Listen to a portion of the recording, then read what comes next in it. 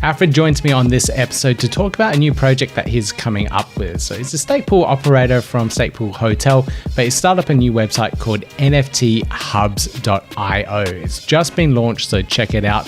When I did this recording, it was a couple of weeks ago, so it hadn't quite launched yet, but it's up and running now. It's a community for NFT and creative artists where they can list all of their creative works, whether it's poetry, artworks, whatever it is. NFThubs.io is the website for it, so check it out. Now, if it's the first time you've been on this channel, please give us that thumbs up, click subscribe, hit that notification bell, and you hear more great content from us soon. Yeah, gotta do it like that. You've been listening to the Learn Cardano podcast. I have Alfred joining me on the podcast episode here. He's a owner of a hotel stake pool and a hotel in Barcelona as well, which is absolutely amazing. I've had him on the podcast before, and if you want to check out that episode, the link to it is in the top right-hand corner there. You can learn more about Alfred and his stake pool, etc. But Alfred, welcome back to the podcast. Hi, Pete. Thank you very much for inviting me again. Now, you have a brand new project that you're working on, and it's called NFT Hub. Is that correct? Close. NFT Hubs. NFT Hubs. .io is the website. Can you explain to the audience what this project is and what you're trying to achieve? Sure. So, well, as the name might already indicate, NFT, it's a NFT platform built on Cardano. Therefore, it's a CNFT platform. So people that are watching this might go, hey, well, there's another one. But the idea behind it is a little bit different. Most platforms that are out there at the moment are actually marketplaces where people that have bought an NFT in any kind of a drop, they might go and then try and resell it. Or you might go to the marketplace, buy an NFT, and then keep it, or in a later date also maybe try and resell it. What we do is different because we are a launch platform for artists. So the idea is to not only to limit ourselves to digital artists that are already dropping maybe on comparable platforms like on Ethereum or Solana or whatever, but to go and find people that are not digitalizing their art and therefore not monetizing their art or their work in such a way. Artists, maybe saying create is a better name. Because it's not only artists in the very strict form of the strict sense of the word, because we also have a category, for example, for like writers or even Instagram influencers or photographers. So basically, anybody that creates any type of creative content can have their category, and participate. So that's more or less the idea: to find new people that are not yet used to doing NFTs. And giving them a chance to monetize their work in a different way. Gotcha. Very, very cool. So from this, you're going to highlight all of the artists, creatives on the platform. I'm assuming musical artists as well. Yeah, I did mention music, but that's correct. I mean, Now the technology allows it, so any type of artistic expression can be represented on the platform. Very cool. So I'm assuming you're going to try and market these artists and highlight their artwork and their creativity. How would you be doing this? Yes, podcasting will be part of it, but I mean that's probably just going to be a smaller part of it. Now we are starting with people that we know are content creators that are present in the Cardano community. Since we are fairly well known with our hotel in the community, we have quite good exposure. So that's a way in the community itself just to make publicity. But then there's also another way, because for example, this afternoon I had a meeting with a very well known artist gallery here in Barcelona. Now they want to come on board. We're onboarding them, and they bring on 20 artists of a certain level, some of which are, a few of which are actually internationally acclaimed artists. Oh. And they have like long careers, and you see them everywhere. So the gallery itself will probably also, and the artist itself, but this is really the gallery's job. The same way they're promoting the artists in the real world, they will probably now also go out and promote the artist in the digital world. And this is sort of the intention. I mean, at the one hand, we're also approaching individual artists. Anybody's welcome. But we're definitely also intending to try and reach out to galleries or other types of institutions whereby people that are already doing marketing for themselves will now do it indirectly for the platform. That's one way. And then, if I may expand on that, there's also a little twist to what we are doing, because there's a social aspect to the platform, because the large part of the revenue, or the lion part of the revenue, is going to the artists, because that's the idea, to give them a chance to develop a new type of revenue by digitalizing their work, monetizing on that, on new effort. Part of it will go to us. Some of that will be invested also in marketing efforts to try and grow the platform.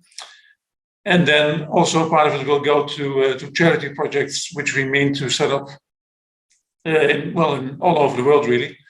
And again, in the meeting that I had this afternoon, because by networking, you always have these conversations and new things pop up.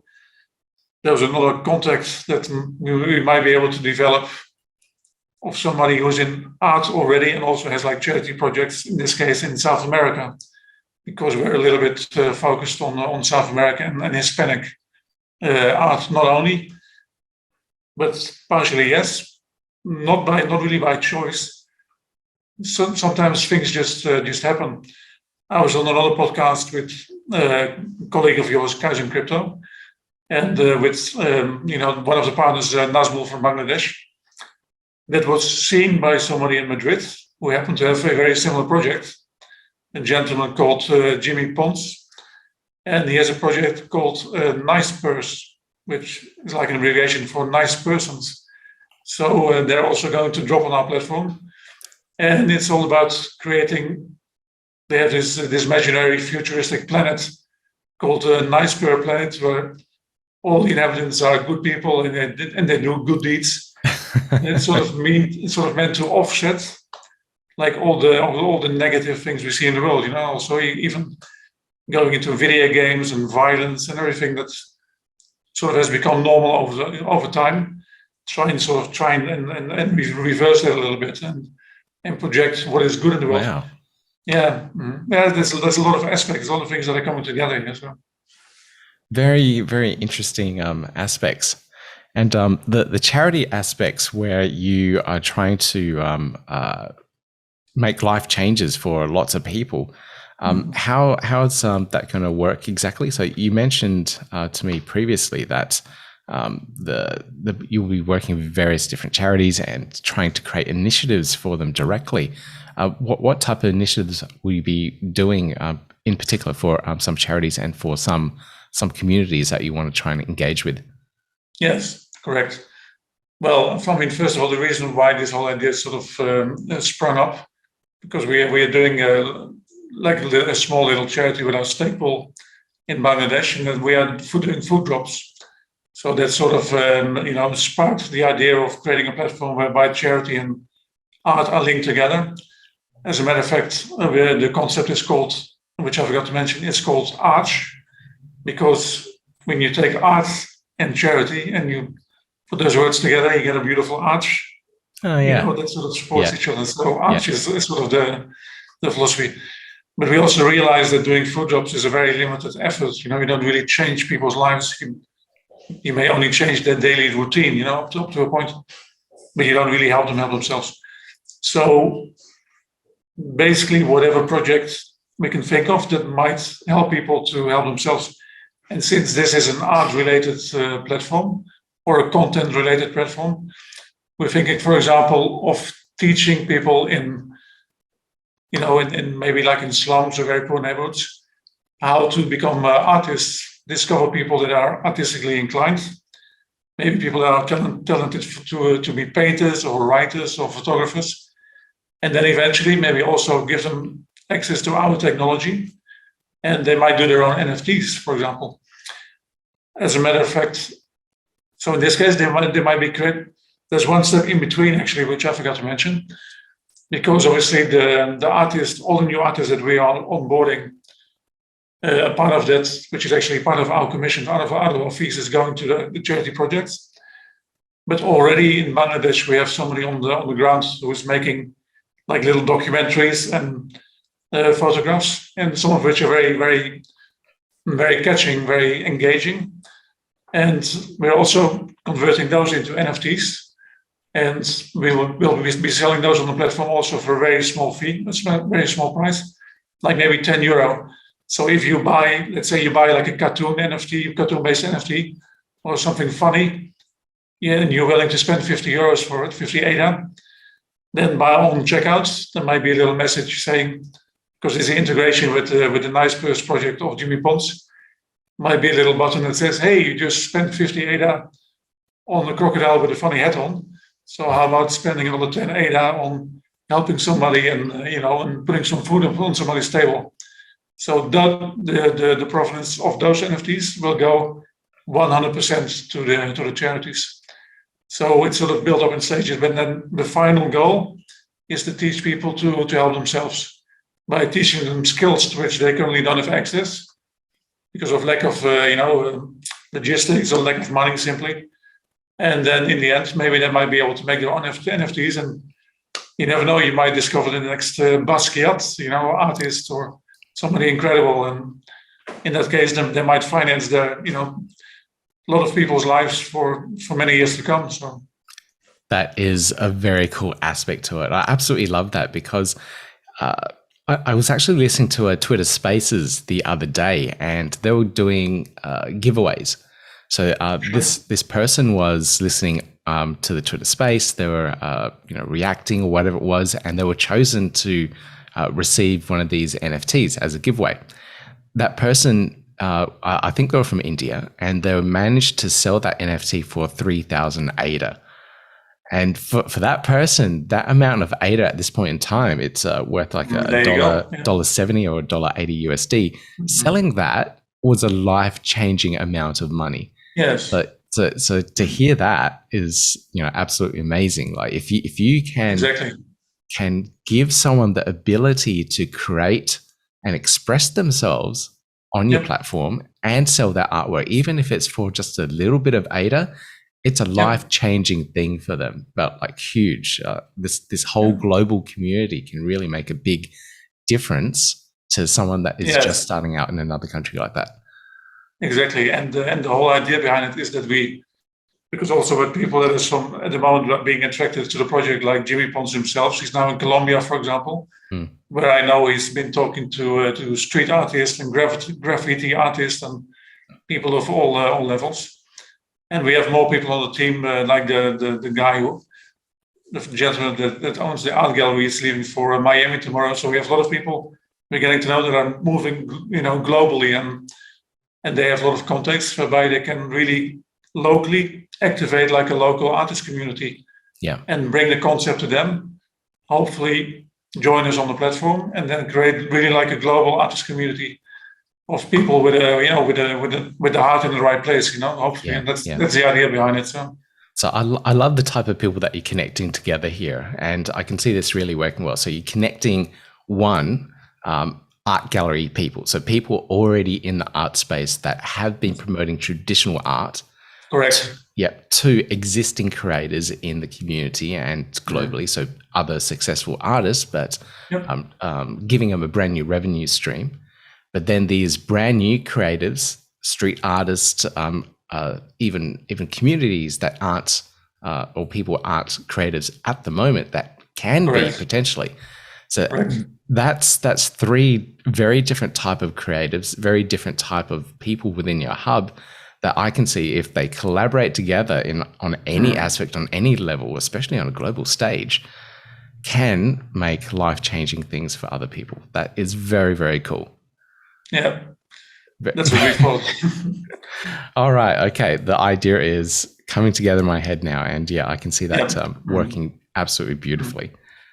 Mm-hmm. Yeah, the stunning thing about it is that anybody you speak to sort of gets it, and you get a bit of input from everybody, and it's a bit of a magical journey almost, because it's not like what's often the case also in my little experience now over a couple of years in Cardano. Oftentimes things are not pre-planned; they just sort of happen and then start floating and flowing, and and things just the power of the community. This really comes Yeah. across now very, very heavily. So I have to say, I've never really witnessed or lived anything like this in my life, but it's really worth it. So it's a great experience. It's very cool indeed. Mm. Now, I'm just wondering some other aspects of this in the marketing and the promotion side of things. When a regular art gallery has a collection from a bunch of creators, maybe they're doing a Van Gogh exhibition or a brand new upcoming artist exhibition, they create these events and people have tickets that they need to buy to come and see the exhibition. Would there be any sort of aspect like that, like an online virtual exhibition where you have a certain collection or type of theme or something that we have on a particular month, and then everyone will be coming and seeing that particular exhibition? Interesting that you asking me this, because in the conversation I had, the answer is yes. And again, I mean, how you're formalizing and how you're phrasing it now is actually something that hasn't really occurred to me yet. But I'll give you the example of the owner, Ricardo, of the art gallery in Barcelona. Because we met by chance, again, just a chance encounter, and then we sort of connected. And then the conversation I had with him today, which was the second encounter, he told me that he'd previously also been involved in an art project in Brazil, because he's actually Brazilian. And what they did is they were taking, he was explaining that art, for example, in Brazil is very much limited to the happy few, to like a privilege. The average population doesn't have any access to art whatsoever. So what they did is they started creating exhibitions of valuable art, and they would go to shopping centers or local squares or like public places. And he was telling me that in one case they also did it, I think, in the city in Porto Alegre, where there was a museum which in 1 year might have 10,000 visitors or something. When they did it, when they found a way to expose it to the general public, they were having, I think, 10,000 visitors a week or something incredible. Yeah. So, just to show you that when you activate, the local population or whatever, when you find ways to do that, then suddenly it explodes, in every possible direction. So another thing that came up in the conversation today, for example, because one of the people present was also saying, well, how are you going to market this? And well, I mean, on the internet, we might also find influencers, for example, people that are influencing, against a fee, doesn't matter. But also, if we connect to all the charity projects, they might actually also have influencers themselves. So then again, you can make those people speak to each other and sort of come up with like a new way of online marketing as well, So it's all there, but it's all to be discovered, It's like every day is like a new trip. So. And and connecting all these people together from all these different spaces, you suddenly do get brand new ideas that haven't been tested and tried before. So I'd love to see all these NFT artists, all these digital creators have physical exhibition as well. So you're going one way, collecting everyone onto that online space, but then also download them and express them in the physical world. And if you're connecting with a lot of these galleries around the world, it can be possible. So you can have like that physical NFT exhibition in Barcelona, for example, and that would be really cool too, because then people. That might happen. I mean, I can tell you that the Ricardo who owns the gallery, he couldn't contain himself with enthusiasm, because obviously I'm coming in from a different angle. I'm coming in from the virtual angle, the Cardano angle. He has vast, multi-decade experience, or like a decade experience, in how to set up exhibitions all over the world. Yeah. So he's already, you can see the clock was ticking. It's turning. And I mean, once this starts taking off, then there's no limit to what you can do. You can combine the virtual and the physical, and you can definitely do both. Also, one aspect of the platform will also be that it will also be, in certain cases, artists will also be able to put their physical work up for sale as well with our mediation. So we have, for example, one of our favorite artists. You may know him from the community, Bryant Austin, who is the world's most foremost photographer of whales. and he has exhibitions. His artworks are like, maybe like 10 meters wide, and they go into big museums. So we also, amazing, like a blue whale, imagine like a blue whale. So also, which is not many people or institutions have that kind of space that they can actually put it up. So he's also willing to give us access to his collection and maybe try and sell some of his physical artworks as well. So it's just another little aspect of it. That is absolutely amazing. I will try and connect with some of the art galleries around here locally and see if they're interested. Yes. I think that's the best way to try and connect artists, because some of them aren't, they're hard to connect to. You don't know who they are, where they are. Yes. I've actually got a really nice collection of art pieces. Like this one down here is a local Aboriginal artist, like a modernized Aboriginal I was going to make that remark to you, because when you're in Australia, and when I think about artists that maybe do not have access, and I've been to Australia twice, straight away I was thinking Aboriginal art also. Because I love Aboriginal art. I think it's great. But I mean, here in Europe, where would you find it, unless it goes online? So I would love to have access to that, and for them to have exposure also. I will pull out my Rolodex and contact all of my people that I've purchased physical prints from. So this is a real piece as well from another local artist around the area here. I think that one's called Fortress. I can't remember the actual artist's name, unfortunately. Just forgotten at the moment. But it's definitely an exciting project, and I'll definitely try and get as many artists here locally that haven't thought about this either. There's a beautiful gallery just down the road that's a co-op gallery. So the artists themselves have literally done what you're doing, but in the physical space. They've come together as a co-op and try and sell their art collectively. So they're renting a really cheap space. They've got all the artwork in there, and they're just trying to sell it that way. Yes. And what's interesting also, by speaking to Ricardo of the art gallery, also realized that artists often already have like certain social projects, that they're used to this kind of setup. So it doesn't come as a surprise. It's only that now we're translating it into the virtual and the digital world, The concept of linking their art to a social project is quite well known, So for them, it's nothing new for them to sort of do. They understand the concepts. They just lack the exposure to the new technology. Yeah.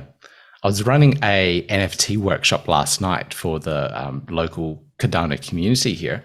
And one of the questions that came up was they didn't like the stigma that NFTs had about being so energy intensive.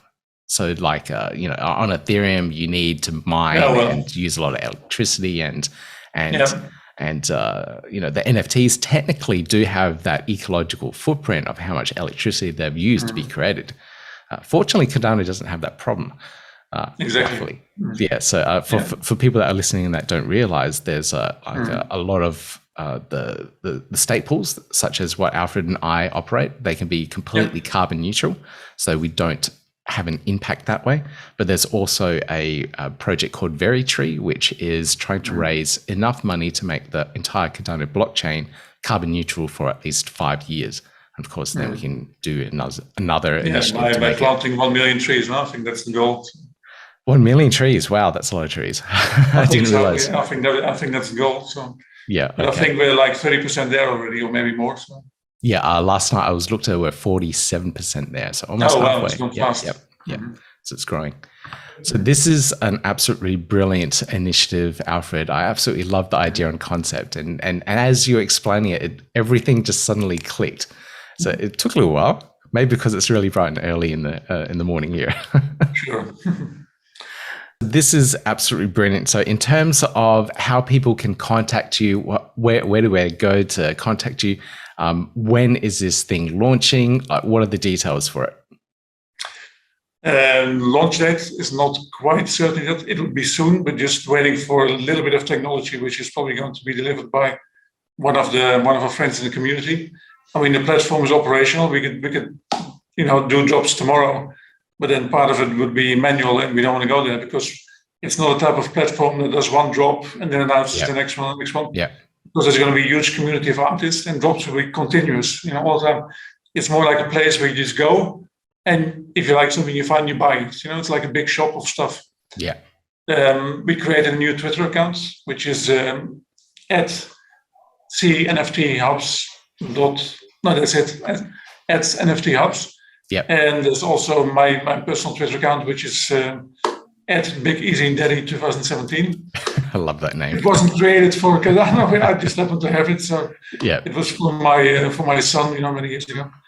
And and otherwise, well, that's basically those two sources. That'll do the trick. So absolutely brilliant. I'll put all those links in the show notes, and I'll put out on Twitter, etc. as well. And of course, there's always when people are in Barcelona, they can always pop in at the Cardano Hotel. So we are here physically also. You can find us. Absolutely brilliant. Alfred, it's a pleasure to have you on the podcast again. And it's really cool to hear this project and what you're trying to achieve with it. Thank you very much, Pete, for the invitation. It's been a pleasure. So if you are a creative artist, please check out nfthubs.io. It's all in the links down below. So if you're wanting to learn a little bit more about the project, check out the website and find out exactly how it could possibly help you as a creative artist in the NFT space. Now, if you enjoyed our content, please give us that thumbs up, click subscribe, hit that notification bell, and you'll hear more from me really, really soon. Yeah, gotta do it like that. You've been listening to the Learn Cardano podcast. Gotta get it hype. Crypto is what we like, but this is not investment or financial advice. Gotta do your research, cause it's risky. We know it is. This show is educational and it's informative. Crypto's the future, really, it ain't no debating.